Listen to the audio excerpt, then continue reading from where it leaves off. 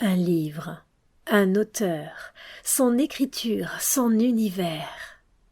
Embarquement immédiat pour un voyage littéraire. Une collection d'émissions signée Tout avec presque rien.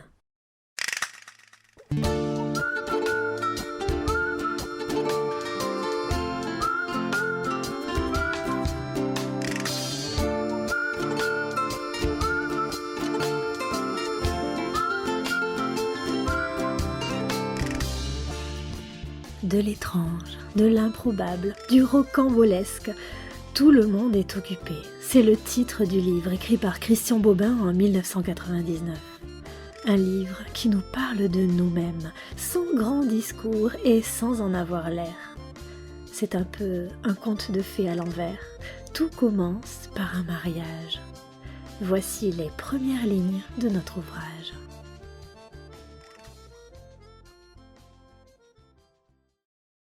Ariane buvait, dansait, riait, robe bleue, cœur rouge, un beau mariage. Boisson, danse et confidence, un château avait été loué pour l'occasion. Château, c'était beaucoup dire, plutôt une grosse ferme avec des salles immenses, des murs épais, des plafonds bas. Ariane buvait beaucoup, dansait beaucoup et riait encore plus. Personne n'avait jamais réussi à l'éduquer, à lui apprendre les bonnes manières. Les bonnes manières sont des manières tristes. Ariane n'était pas douée pour la tristesse. Elle aimait et elle voulait. Le reste n'importait pas. Vivre est si bref. Donne-moi ce que j'aime. Je n'aime que la vérité. Donne-moi ce que tu es. Laisse tomber ce qu'ont appris tes maîtres. Oublie ce qu'il est convenable de faire. Telle était la magie d'Ariane. Une rare plénitude d'être là, fraîche, simplifiée, simplifiante. Elle avait choisi son mari parmi 10 possibles. Ce mariage était jour de fête pour un homme et jour de deuil pour 9 autres. Un deuil réjouissant, enivrant, coloré. On ne pouvait pas en vouloir à Ariane, autant faire des reproches au printemps.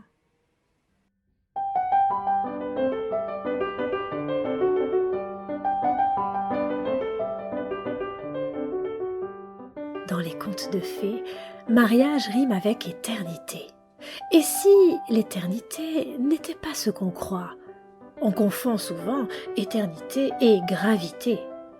Or, l'héroïne de notre livre, Ariane, incarne à elle seule une nouvelle version de l'éternité.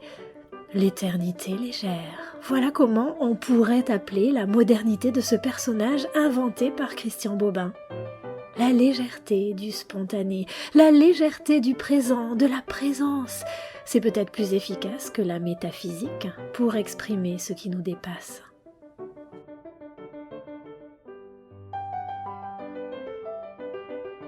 Ariane a la faculté de pousser instantanément au dernier plan les contingences matérielles qui envahissent nos vies quotidiennes. Vous savez, tout ce qui nous fait dire qu'on n'a pas le temps, qu'on a mieux à faire, qu'on est occupé. D'aucuns appelleraient cela les vanités. Vanité des vanités. Eh bien, sans en avoir l'air, Ariane nous recentre sur l'essentiel.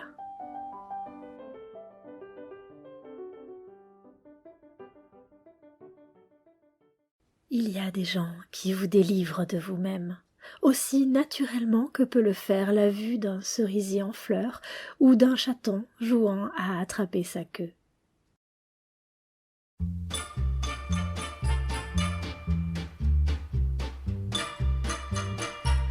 Tu me fais tourner la tête. De ce mariage naîtra une fille, Manège. Manège, c'est un drôle de nom. Ariane aura 3 enfants, Manège, Tambour et Crevette, chacun portant son prénom à merveille. Manège arrive au monde les yeux grands ouverts. Elle ne les ferme jamais. Manège observe le monde tourner autour d'elle avec de grands yeux tout ronds. Nuit et jour, elle garde les yeux ouverts.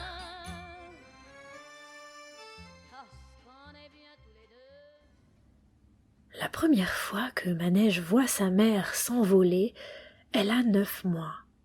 Elle fait connaissance avec les tomates naines pendant qu'Ariane lit un journal sur le banc devant la fenêtre. Elle est dans la jungle, Manège. Elle est plus petite que les piquets de tomates ou les rames de haricots. Elle ne craint rien de la jungle. Il y a dans le monde des choses qui piquent, qui coupent et qui pincent. Rien qui puisse vraiment faire peur à deux yeux perpétuellement ouverts jour et nuit.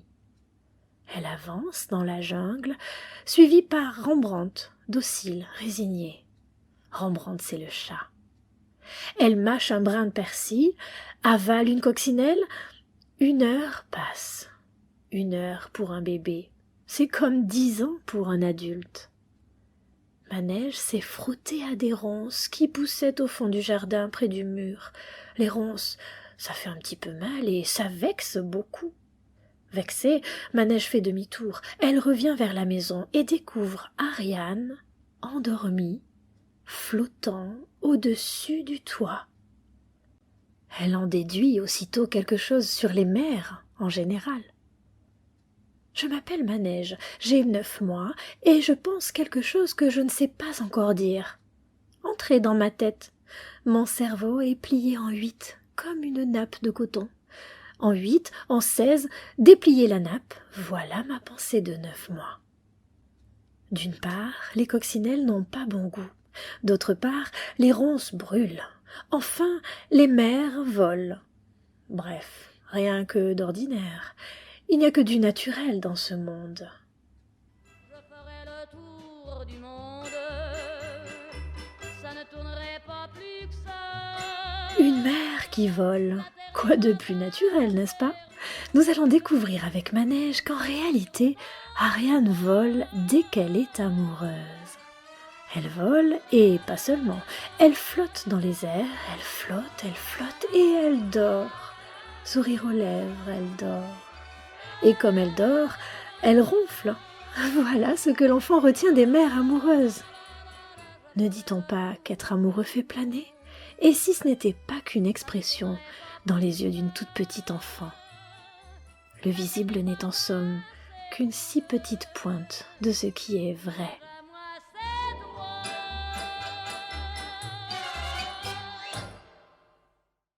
Il est très difficile de soutenir le regard fixe d'un tout petit.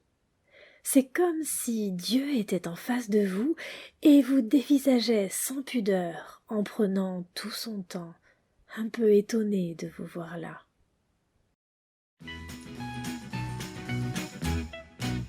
Un petit poisson, un petit oiseau, s'aimer d'amour tendre, mais comment s'y prendre quand on est dans l'eau? Il y a dans ce roman de nombreux personnages. Il y a Lucien, malade de jalousie parce que sa femme est volage. Il y a Monsieur Gomez, qui était dans la finance et qui ouvre une épicerie depuis qu'il a retrouvé sa mère. Il y a Madame Carl, qui tient une grande galerie d'art. Léopold, le plombier, Mademoiselle Rosée, et j'en passe. Et puis, il y a aussi 2 personnages inattendus, le chat et l'oiseau. Un petit clin d'œil à Prévert, un autre au dessin animé de notre enfance. Le chat s'appelle Rembrandt, l'oiseau s'appelle Van Gogh. Voici comment Ariane parle à son chat.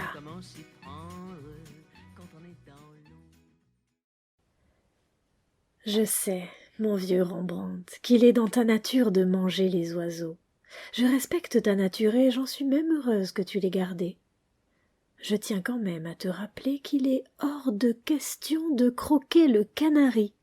La raison en est simple, j'aime ce canari, et parce que je l'aime, il a un nom rien qu'à lui que je lui ai donné. Ce n'est pas n'importe quel canari, c'est Monsieur Van Gogh. Tu peux bien rôder autour de sa cage toute la journée, je t'interdis de le manger. Les noms et ceux qui sont en dessous ne sont pas comestibles. C'est vrai aussi pour toi. Tu n'es pas n'importe quel chat, tu es Monsieur Rembrandt. Tu l'es jusqu'à la fin des temps. Même quand vous ne serez plus, je garderai vos noms en moi, et je continuerai à les entendre chanter. Vous êtes 2 petites éternités, une à poil et l'autre à plumes. Si Van Gogh meurt un jour, ce ne sera que de vieillesse. Compris ? De temps en temps, à l'improviste dans l'histoire, Christian Bobin leur donne la parole. Je vais vous lire l'un des dialogues entre le chat et l'oiseau.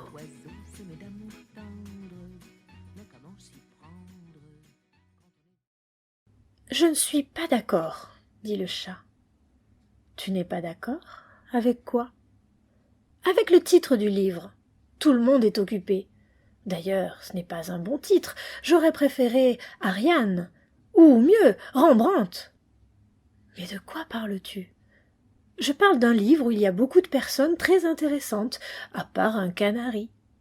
Oh, merci pour l'allusion. Je n'ai pas lu ce livre, mais je suis d'accord avec cette phrase. Tout le monde est occupé. Ah, et peut-on savoir à quoi tu es occupé présentement? Je prends la lumière et je la transforme en chanson. Je vois, c'est une occupation à plein temps. Je suppose que tu n'as pas une minute à toi. Je ne fais pas que chanter, j'écoute aussi la conversation du tilleul avec le vent, le fou rire des feuilles dans la petite brise du soir. Eh bien, moi, j'ai mieux à faire que d'écouter le bavardage d'un tilleul perclus de rhumatisme. Moi, je me cultive. Je ne perds pas mon temps à me balancer sur un trapèze en chantant des airs de 4 sous.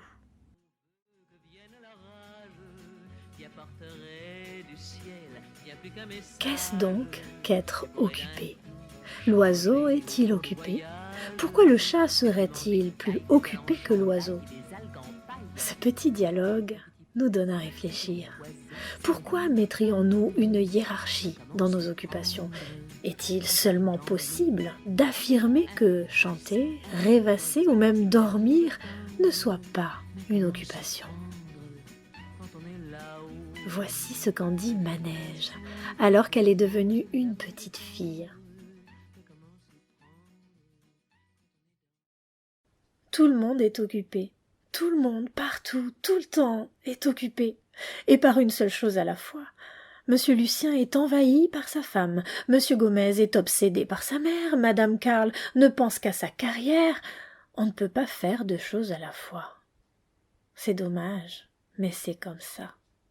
Dans la cervelle la plus folle comme dans la plus sage, si on prend le temps de les déplier, on trouvera dans le fond bien caché, comme un noyau, irradiant tout le reste, un seul souci, un seul prénom, une seule pensée.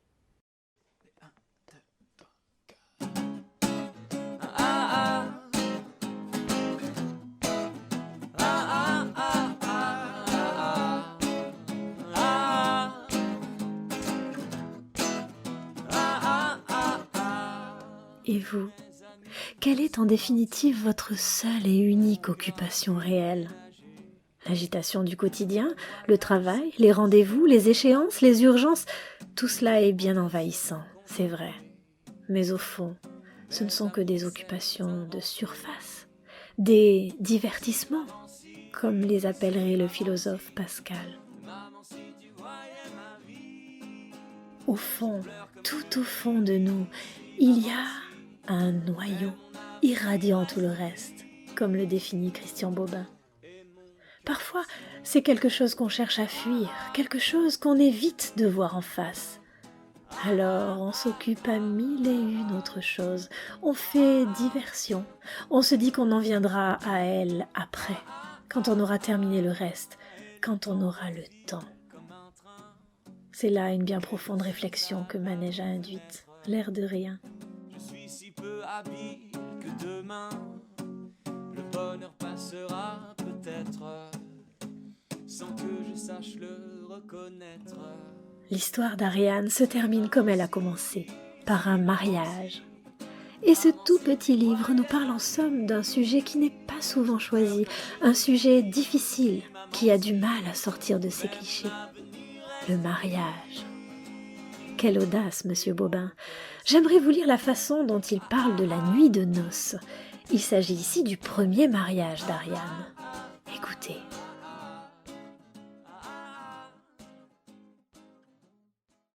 Il y a dans le mariage une part de jour et une part de nuit. La part de nuit vient de commencer. Le sommeil a pris tous les invités sans exception. Ce qui va suivre ne doit être vu de personne. Quand cette partie de la fête aura eu lieu, les invités se réveilleront d'un seul coup et pousseront des cris de joie. Les danses reprendront, les bouteilles de vin circuleront à nouveau, mais il faut d'abord en passer par là. L'épouse qui enlève sa robe bleu ciel, la pose délicatement sur une chaise, plonge ses 2 mains sous son sein gauche, écarte les chairs et sort son cœur de sa poitrine. Le fait tourner lentement sous la lumière des néons, sans quitter son mari des yeux. Son cœur nu dans ses mains blanches. Elle traverse la salle à petits pas pour le confier à son mari. Le mari regarde, attend. Ariane marche, enjambe les corps endormis, renverse une flûte de cristal. Elle est maintenant à 2 mètres de son mari. Son cœur bat dans ses mains comme un moineau captif. Elle est à 1 mètre de son mari. Elle le regarde, elle voit l'ombre dans ses yeux, elle devine les années à venir, et que cet homme, ni d'ailleurs aucun autre, ne saura quoi faire d'un cœur aussi frais, aussi rouge. Elle hésite un moment, elle ouvre les mains un peu trop vite, le cœur tombe aux pieds du mari, qui ne fait aucun geste pour le retenir. En touchant le sol, il éclate en 3 morceaux. Elle aura donc 3 enfants. Elle ira leur donner le jour, là-bas, derrière la montagne.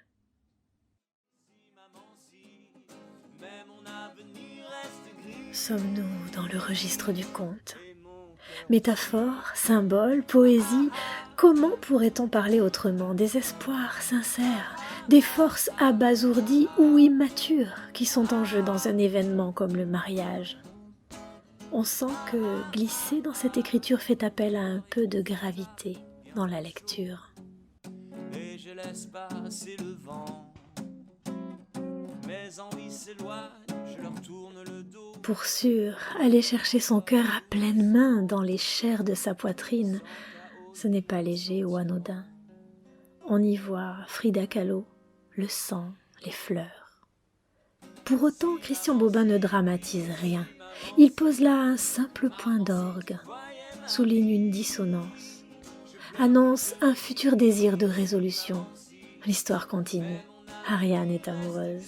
Elle plane, elle vole, elle ronfle, elle fait des enfants.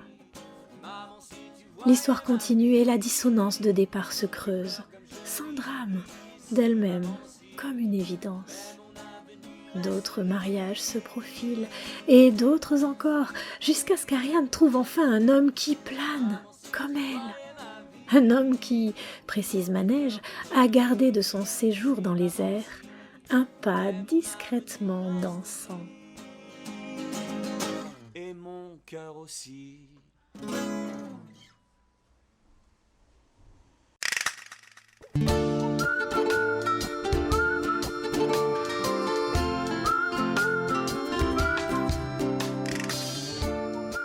Christian Bobin nous parle du monde actuel, oui, mais pas forcément comme on l'attend. Tout le monde est occupé, c'est vrai, mais c'est en définitive une forme de liberté, de sincérité, de fraîcheur qui pourrait bien incarner la modernité nouvelle, affranchie des conventions et des carcans. Le mariage n'est plus ce qu'il était, et si l'idée du mariage entrait aujourd'hui en phase avec celle d'authenticité? Merci Monsieur Bobin pour cette audace, merci pour l'humour et pour la poésie. Vraiment, ce petit ouvrage est réjouissant. Je vous invite à aller le lire en entier et à visiter la page qui lui est consacrée sur notre site intitulé « Tout avec presque rien ». Merci à Marie pour le mixage, le site et les images. On s'agite beaucoup dans la vie. On cherche un boulot, une jolie maison, on rêve de ses vacances, de son prochain voyage. Mais on cherche quoi, en définitive? C'est quoi être heureux, en vérité? Je me suis parfois demandé si l'état amoureux celui où l'on flotte, où l'esprit vagabonde à la dérive, cet état où l'on n'aspire qu'au ravissement et à la langueur, je me suis demandé si cet état-là n'était pas celui auquel, au fond, on aspire vraiment. Être juste bien, comblé, et puis flotter, se laisser flotter. Je connais le héros d'un roman qui parcourt le monde pour retrouver cet état suspendu. Si vous avez aimé La belle Ariane de Christian Bobin, celle qui flotte dans les airs quand elle est amoureuse, vous aimerez sans nul doute le héros du roman d'Alessandro Baricco qui ouvre au XIXe siècle une route de la soie et découvre en même temps le charme sensuel et délicat d'un amour à la japonaise. On y va ? Cliquez sur la vignette. C'est parti pour un nouveau voyage littéraire.